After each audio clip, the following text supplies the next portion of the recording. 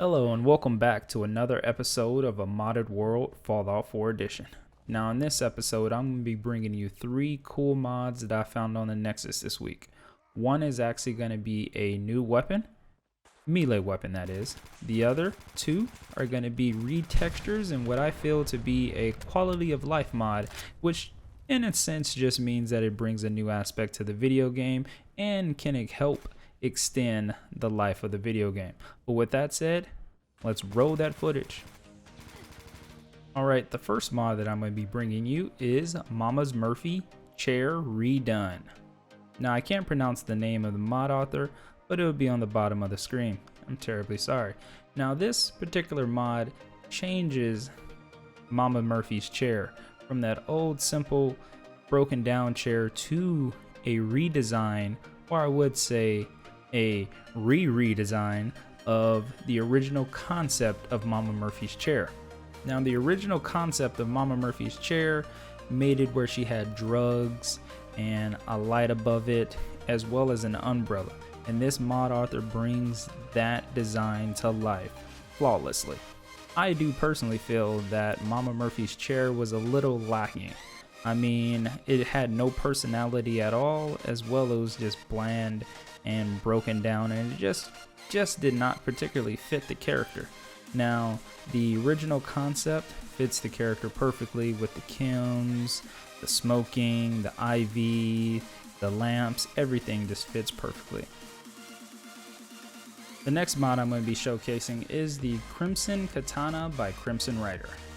Now this weapon brings a curved sword into the mix, which can be crafted at the chem station under utilities, as well as it can be upgraded with a sharpened blade, which will give the weapon a base damage of 56. Now during these particular screenshots and videos, I was kind of having a little bit of a problem because I seem to come across a small problem with the weapon.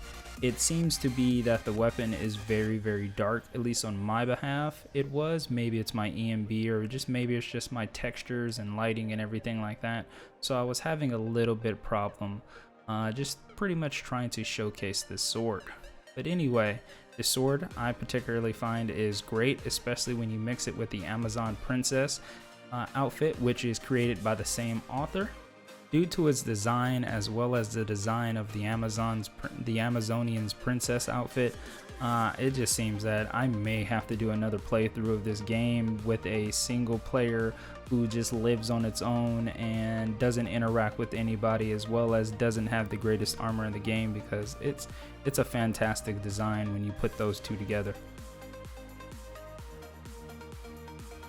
Now the last mod I'm going to be showcasing is called Sticky Napalm Flamer. Now this is another person I can't pronounce their name, and it will be at the bottom of the screen. Now this particular weapon is kind of self-explanatory. It gives the flamer a new nozzle, which you can simply upgrade at a weapon's workbench, and this new nozzle will allow you to have the flames stick to the ground so players can run through them, or baddies can run through them and catch on fire. Just be aware, if you do end up using the sticky nozzle, you will also have to get a new form of ammo, which is called the Flamer Sticky Fuel. Overall, I find this mod to be just really great. Just having, you know, the fire stick to the ground and watch the people run through it and catch on fire, as well as to, you know, just taking extra damage and just the effects and everything.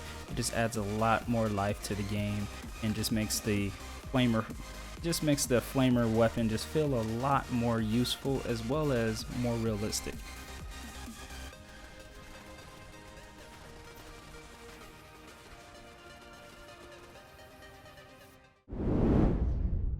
Hey, this concludes another episode of A Modded World Fallout 4 Edition. If you end up liking this video, just make sure you hit the like button, and also too, if you want to see more of my videos, make sure you hit the subscribe button and check them out. As well too, if you download any of these mods, make sure you endorse them after you download, like always. But until next time guys, deuces.